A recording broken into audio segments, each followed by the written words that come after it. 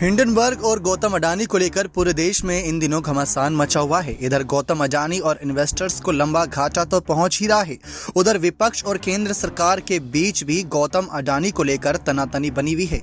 कांग्रेस के नेतृत्व में विपक्षी पार्टियां गौतम अडानी के खिलाफ जेपीसी जांच कराने की मांग पर अड़ी है। विपक्ष इसे घोटाला बता रही है, लेकिन आखिर जेपीसी जांच होती क्या है जिसके माध्यम से असल में हकीकत सामने आएगी, और ऐसी कौन सी हकीकत है जो विपक्ष जानना चाहता है। तो जेपीसी जांच को लेकर आपको जानकारी दे दे कि जेपीसी का फुल फॉर्म है जॉइंट पार्लियामेंट्री कमेटी। जेपीसी ऐसी जांच प्रक्रिया है जिसे केंद्र सरकार बेहद कम मामलों में गठित करती है। आजादी के बाद भारत में अब तक सिर्फ 6 मामलों में जेपीसी का गठन हुआ है। जेपीसी ऐसी जांच एजेंसी है जिसके कारण देश में 3 बार केंद्र सरकार का तख्ता पलट हो चुका है।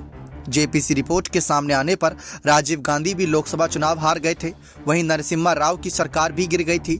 2G घोटाले मनमोहन सिंह की सरकार भी फंसी थी, जिसकी जेपीसी जांच होने के बाद कांग्रेस अब सत्ता हासिल करने के लिए संघर्ष कर रही है। यानी जिस जेपीसी जांच ने कांग्रेस की लोटिया डुबाई है, अब कांग्रेस चाहती है कि बीजेपी के केंद्र में रहते हुए ये जांच कराई जाए। भारत में सबसे पहले जेपीसी जांच बोफोर्स घोटाला सन 1987 में हुई थी। इस जांच में राजीव गांधी और कांग्रेस नेताओं को क्लीन चिट मिलने के बाद भी अगले लोकसभा चुनाव में कांग्रेस 414 से सिर्फ 197 सीटों तक सिमट गई थी। 1992 में हुए हर्षद मेहता स्कैम में भी तत्कालीन प्रधानमंत्री पीवी नरसिम्हा राव पर 1 करोड़ रुपए की रिश्वत लेने के आरोप लगे थे, जिसके बाद जेपीसी जांच हुई और कोई नतीजा नहीं निकला। फिर भी 1996 के चुनाव में कांग्रेस हार गई थी।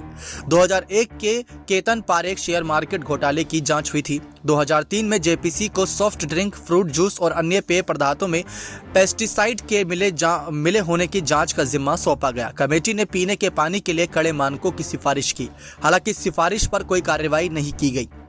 2011 में 2G घोटाले की जांच के लिए जेपीसी गठित की गई थी। भले ही मनमोहन सिंह और पी चिदम्बरम को क्लीन चिट मिली, मगर 2014 का चुनाव कांग्रेस हार गई। 2013 के वीवीआईपी हेलीकॉप्टर घोटाले की जांच भी हुई थी। जेपीसी का मतलब जॉइंट पार्लियामेंट्री कमेटी, यानी सांसदों की मिली जुली कमेटी। भारत की संसद में 2 तरह की कमेटियों का रिवाज है, स्थायी कमेटी और अस्थायी कमेटी। स्थायी कमेटी को परमानेंट अकाउंट कमेटी यानी पीएसी भी कहते हैं। ये सरकार के वित्तीय कार्यों की निगरानी करती है। देश में होने वाले बड़े घोटालों पर सांसदों को मिली जुली कमेटी बनाई जाती है, जिसे जेपीसी कहते हैं। चूंकि केंद्र में बीजेपी के पास बहुमत है, इसीलिए जांच कराने और ना कराने का फैसला सरकार के हाथ में है। जेपीसी को ब्रिटेन के संविधान से लिया गया है। विपक्ष अडानी के खिलाफ हिंडनबर्ग में छपी रिपोर्ट को सच मानना है और इसे घोटाले करार देकर जेपीसी की मांग कर रहा है, लेकिन सरकार ऐसा नहीं करना चाहती। अब देखते हैं इस मामले पर आगे और क्या क्या जानकारियां हाथ लगती हैं। लेकिन कांग्रेस के अध्यक्ष मल्लिकार्जुन खड़गे, राहुल गांधी और तमाम बड़े विपक्षी नेता जेपीसी जांच पर अडिग हैं कि उनकी मांग है जेपीसी जांच होनी चाहिए, और इस मामले पर खुलकर अपनी बातें भी तमाम विपक्षी नेता रखते नजर। आप देखते हैं आगे आने वाले वक्त में जेपीसी जांच से क्या अडानी पर खुलासा होता है या विपक्ष फंसता नजर आएगा लोकसभा चुनाव 2024 से पहले। बने रहें ऐसी खास रिपोर्ट के लिए। बहुत बहुत धन्यवाद।